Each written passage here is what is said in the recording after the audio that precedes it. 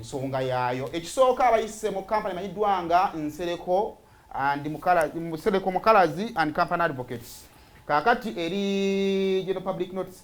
Kakati ojjukira was it 2016 2015 sijjukira budde butuufu naye abayimbi bangi abaweerwa olukusa okuddamu ennyimba.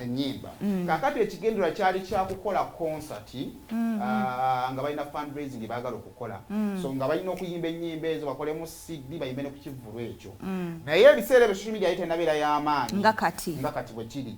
Kakati za family egenza okukizuula nga kiyinza okuba tebajjamu na ssente bulungi luli kala ninga ssaawa zino ennyimba zisobola nga zivaamu ki ssente. Weefaganya paragraph ya kumeka ya kubiri.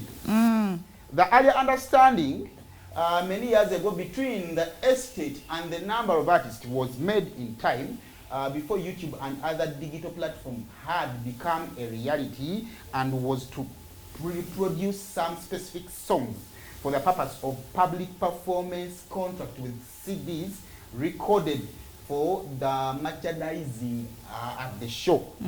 The permission was limited rates. There was known to be for more than 2 years. Kachitegeeza nti babawa just kukola project eyo kola ki kuvaayo. In case there would be enough interest to do the show again within the period of time and there was no publishing or broadcasting works commercially on digital stores and platforms, performing the works in public and broadcasting authorization. Now, kakati okusinzira ku ndagaano eyali ekoleddwa kiraga nti nno abaweebwa contract they went against it. So, family nga bayita mu bannamateeka abo they are thinking of okulaba engeri gye basobola okufuna nabo mu kitaabwe.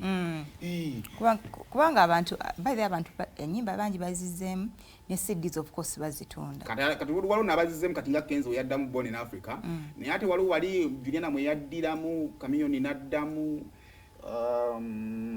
bayimbi bangi baddamu bangi baddamu ennyimba awo so ndowooza kyekyo kale tugenda kulinda tulabe ekinajja okuva sayidiz eyo ate ndoza tweyongereyo. Now tubatera nnyo bagamba ku Paul Saka alina